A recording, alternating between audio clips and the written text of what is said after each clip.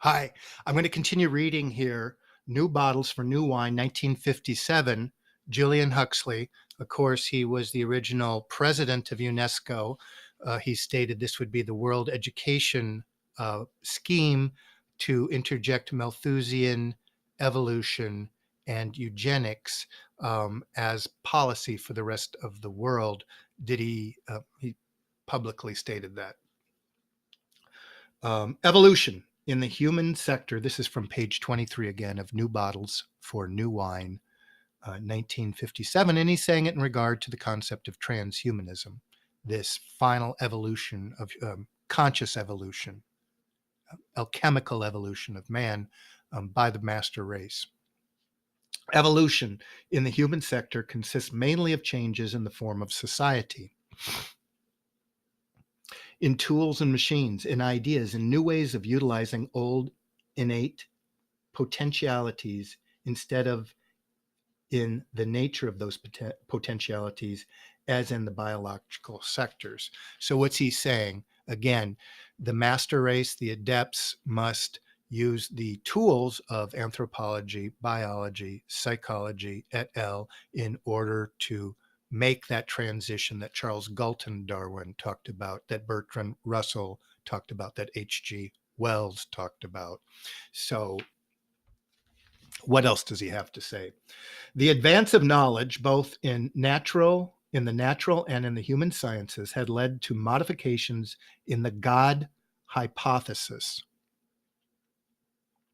How the Newtonian and Darwinian revolutions combined to push the deity ever farther into the background until his only role is cosmic affairs appeared as that of initial creator of a self-running machine.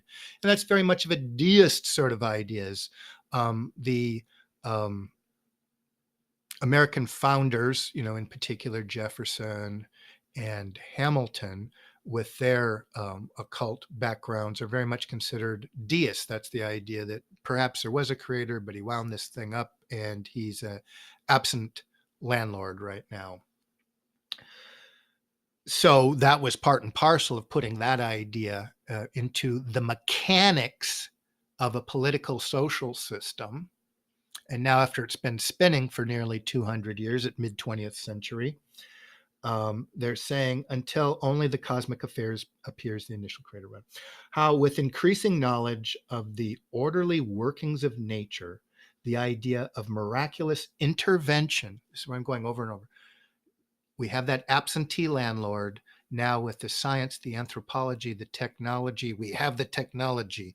We, the adepts now, are going to immanentize the eschaton.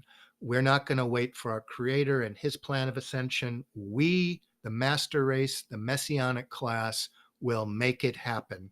We have the technology.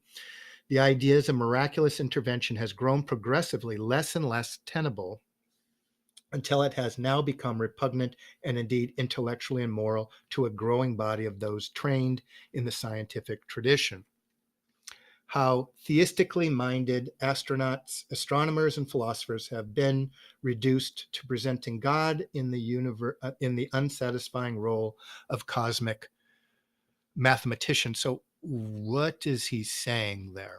Well, let's continue here.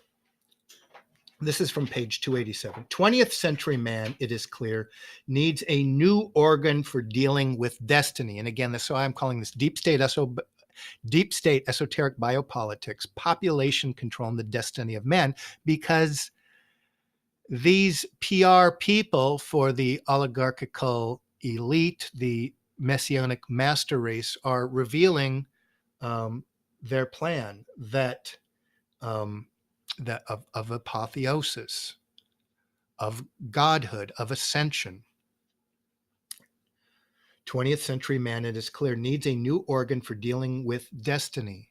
We can't just wait for it to happen. A new system of religious beliefs and attitudes adapted to a new system of religious beliefs and attitudes, to a new situation in which his society His societies now have existed, including the new knowledge which they have discovered and amassed. So he's saying it's a new idea to the 20th century. He's got to take these new technologies. But I will argue that what we call Gnosticism, Hermetic, Kabbalistic, Rosicrucian, Theosophic, Freemasonic ideas are all packaged together, part of a Luciferian creed that, of course, begins with biting into the gnosis, so that ye shall be as gods.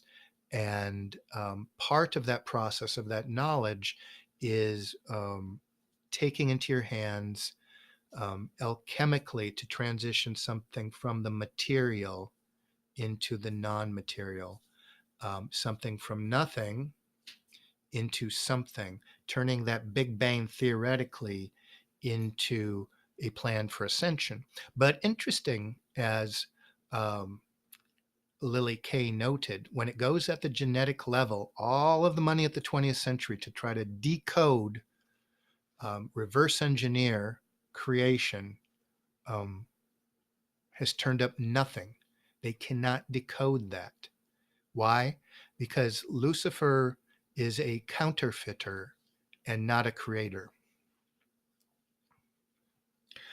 I am here treating, he says on page 288 of New Bottles for New Wine, I am here treating religious systems as social organs whose function is to adjust man to his destiny. So again, they're going to need a new Malthusian eugenics religion, and he's introducing it here. No previous system could perform this function with full adequacy, for the simple reason that no previous age had sufficient knowledge, because of course you need knowledge.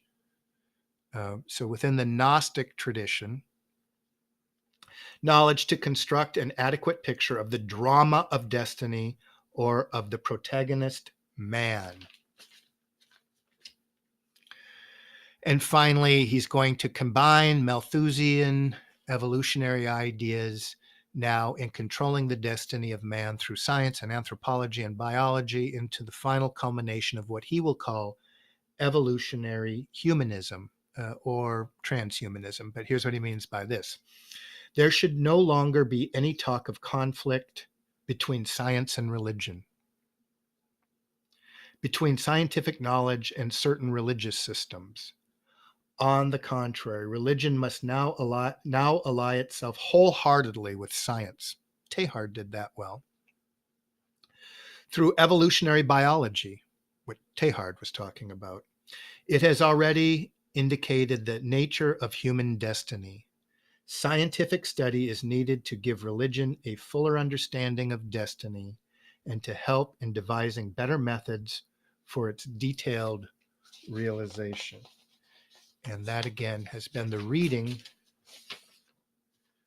from New Bottles of New Wine for New Wine, 1957. I want to finish with this. This is from page 289.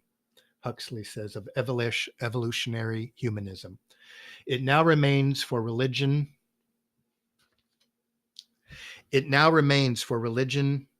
together with other social activities to make the same discovery. For without the fullest aid from science, we will assuredly not be able to bring into being a religion adequate to our needs, any more than we could have brought into being an aeroplane capable of flying, antibiotics capable of killing disease germs. Finally, the picture of the universe provided by modern science is a single process of self-transformation. That's Kabbalah, during which new possibilities can be realized. There has been a creation of new actualities during cosmic time. It has been progressive and it has been self-creation. So, 1,000,000 points of light. God stands, he's not outside of creation like the biblical narrative, the Hermetic, Kabbalistic, Gnostic tradition. 1,000 points of light, the master race, the messianic class is going to bring them together. Part of that process is population control. And part of that process is a massive separation between the adepts, the illuminated, the chosen, and everybody else. And through scientific techniques, we will barely be able to recognize one race from the other. The plan by each and every one of these is for the Goyim from cradle to grave to be inculcated to serve the world dictatorship and the messianic elites. So thank you for joining Dr. Deep State.